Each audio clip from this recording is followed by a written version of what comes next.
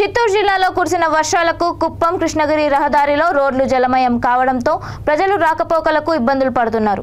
మంత్రి పెద్దిరెడ్డి రామచంద్రారెడ్డి కుప్పంలో పల్లెబాట కార్యక్రమం చేస్తూ కుప్పం అభివృద్ధి వైసీపీతోనే సాధ్యం అంటుండడంతో టీడీపీ నేతలు రోడ్డుపైన వరి నాట్లు నాటుతూ నిరసన తెలిపారు.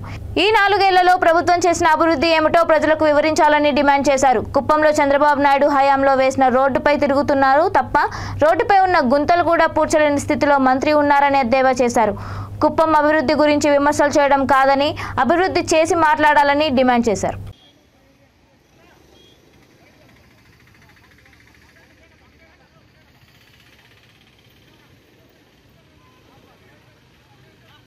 ఈరోజు కుప్పం ప్రాంతంలో మంత్రి గారు పర్యటిస్తూ ఉన్నారు.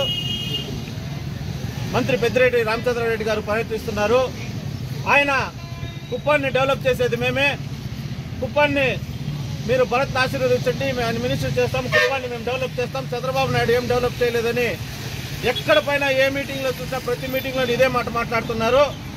అయ్యా మినిస్టర్ గారు, ఇక్కడ చూడండి, ఇది ఆ రోజు నారా చంద్రబాబు నాయుడు గారు సీఎంగా ఉన్నప్పుడు ఈ రోడ్ని డబుల్ రోడ్డు వేసి పూల మార్కెట్ వాళ్ళ కోసము, ఆ మార్కెట్లో సంతలు నిర్వహించే దానికోసము, బస్టాండ్ కోసము ఈ రోడ్ని డబుల్ రోడ్డు వేశారు. ఈ రోడ్డు మొదటి నుంచి లాస్ట్ వరకు ఒకసారి పరిశీలించినట్లయితే ఎక్కడ చూసినా గుంతలు, ఎక్కడ చూసినా నీళ్లు నిలిచింది. జనాలు రాకపోకలకు చాలా ఇబ్బందిగా ఉంది.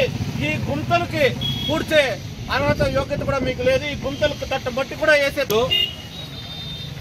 ఈ వారం రోజుల నుంచి మంత్రి గారు పెద్దిరెడ్డి రామచంద్రారెడ్డి గారు తన నియోజకవర్గం పొంగునూరుని వదిలి కుప్పం నియోజకవర్గంలో రోడ్ల పరిస్థితి బాగుందని చెప్పి నారా చంద్రబాబు నాయుడు గారు, అప్పటి ముఖ్యమంత్రి, మా మాజీ పంచాయతీరాజ్ మినిస్టర్ లోకేష్ బాబు గారి ఆధ్వర్యంలో ప్రతి గ్రామానికి సిమెంట్ రోడ్డు, తార్ రోడ్డు, అన్ని రోడ్లు కూడా వేయడం జరిగింది.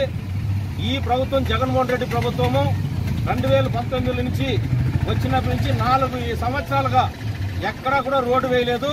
రోడ్ అయిన పాపాన పోలేదు. కానీ రోడ్లు ఎక్కడైతే చిన్న డ్యామేజ్లు జరిగిందో, గుంతుల్లో ఉన్న రోడ్లు ప్రజలు వర్షం పడితే చాలు స్కూల్ పిల్లలు కానీ, స్కూల్ మార్కెట్కు రైతులు కానీ వచ్చేటప్పుడు చాలా తీవ్రమైన ఇబ్బందులు పడుతున్నారు. అట్లీస్ట్ ఇప్పుడైనా ఈ మంత్రి గారు పర్యటిస్తున్నారు, కానీ ఇక్కడున్న అధికారులు కనీసం ఆ గుంతులకు మట్టికి కూడా వేయడం లేదు. అదే మాదిరిగా ప్రపంచంలో డెవలప్మెంట్ చేస్తామని చెప్పి వీళ్ళు చెప్తున్నారు. ఈ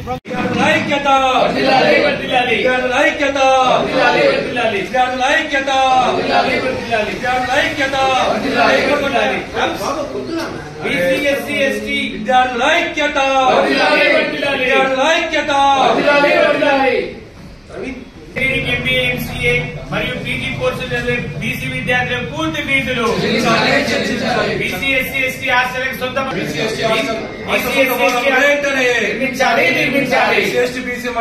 రాష్ట్ర ప్రధాన కార్యదర్శి ఈరోజు మంత్రి గారు స్పందిస్తూ మేము IIIT IIM విద్యార్థులకు పూర్తి ఫీజు చెల్లిస్తామని చెప్పి స్టేట్మెంట్ ఇవ్వడం జరిగింది. అంటే మంత్రి గారి స్టేట్మెంట్ ఎలా ఉందంటే మొత్తం బీసీ విద్యార్థులకు ఏదో మీరు మేలు చేస్తున్నట్టు, బీసీ విద్యార్థులకు హైయర్ ఎడ్యుకేషన్ వాళ్ళకి మొత్తం మీరు ఆ పూర్తి ఫీజులు చెల్లిస్తున్నట్టుంది.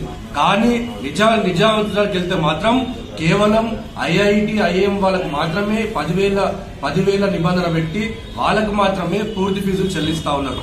మరి వాళ్ళకి చెల్లిస్తున్నప్పుడు మరి ఇంజనీరింగ్, మరి మెడిసిన్, మరి వాళ్ళ